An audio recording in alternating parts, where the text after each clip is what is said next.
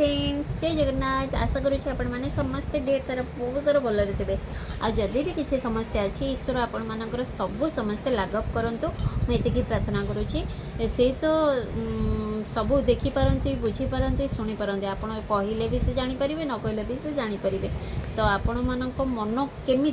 सेटा सी स्वयं जापारती। तो जदि भी किसी समस्या अच्छी से सब किसी लाघव करदे किसी भी व्यस्त हुंतुनि सब समस्या से लाघव करने ही बसचंती।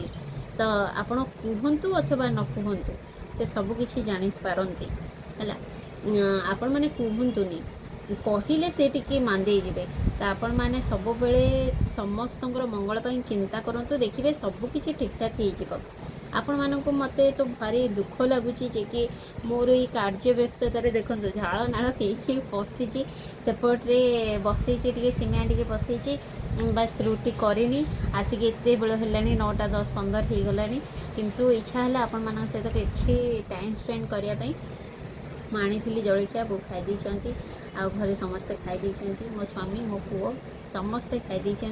मुझे बस पड़ी आपण मान सहित टाइम स्पेंड करने आसतु मुझे श्लोक नहीं आसुची आपण मानक शुणेबी आपण मानक केमी लगुच आपण मैंने मतामत देवे कहीं आपण मानक मतामत मोर बहुत सारा ढेर सारा जरूर लगे आपण मैंने जदि मतामत देवे तो मत भल लगे वीडियो बनवाई ठीक अच्छे। आसतु ये शुणा बढ़िया श्लोकटे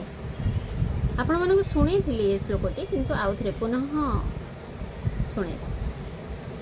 ब्रह्मस्तुति दिकालत्यनवच्छिन्न अनंत चिन्मात्र मूर्तये स्वानुभुक्त कमानाय नमः संताय तेजसे। ये श्लोकटीर यथार्थता हेउची दिग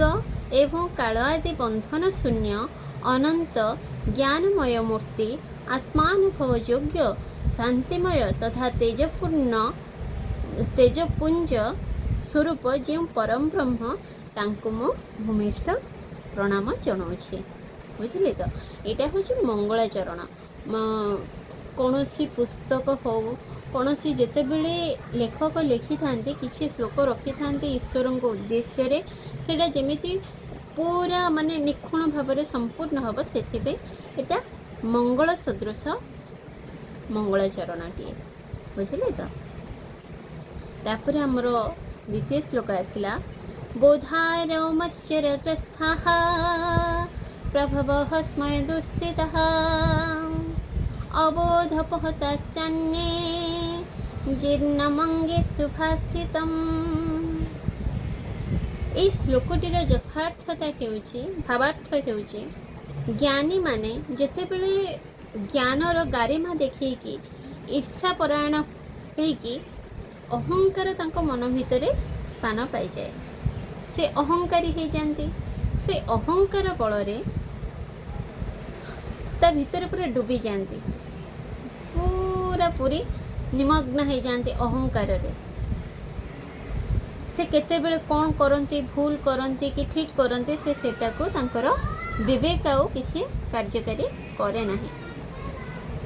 एणु सुभाषित बा सुंदर कथा शरीर मध्य को सेमानंकर प्रवेश करिपारे नाही बुझिले। तो आमे बहुत बड़ पंडित होइथिबा किंतु आम भितर जो अहंकारटा अहंपणियाटा जदि बसा बांधिदेला थरे ना से अहंकार माने केबे भी जीवनी आमे चाहिए भी सेटा को बाहर करि परिबानी। सेते बेले आमर ज्ञान परिपक्व हुए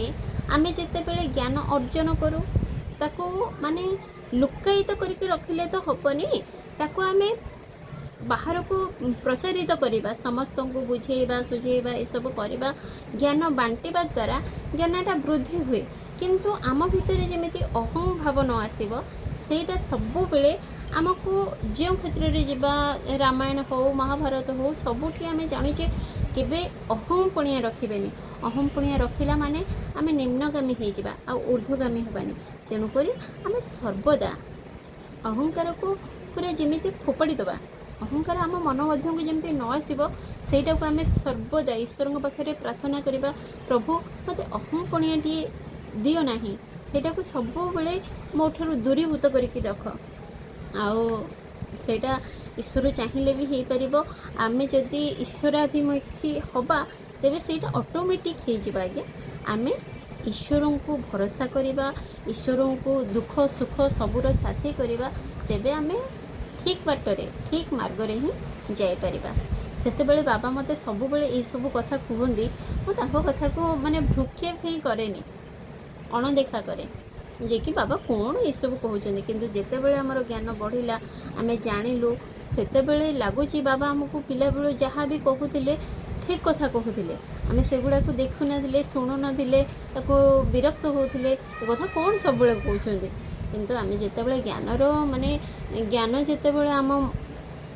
जानी पारे ज्ञानर माने कौन आमे कौन आम बापा माँ आमको कौन शिखौले से आम बुझीपारे बुझे तो ये श्लोकटीर यथार्थता होउची आमे ज्ञान अर्जन कले कौन हम आज्ञा आमे जदि अहंकारी हवा अहंकार आम मन मध्य माने जात हम अहंकार बल आमे किछि भी भल कार्य करि परिबा नहीं अथवा सुंदर जिनिस सुभाषित जिनिस आम मन मध्य को प्रवेश करि परिबो नहीं तेणुक आमे सर्वदा अहंकार को त्याग करवा रोचे। नमस्कार आशा करूँ आपण मानक मो भिडियोटी बहुत भल लगी जदि भी भल लगी आपण मैंने टिके कमेंट माध्यम जनातु आ मो चैनल टी जदि सब्सक्राइब न करी सब्सक्राइब कर दिंतु कहीं मोर नुआ नुआ भिडियो आपण मानक पाखक प्रथमे पहुँची पार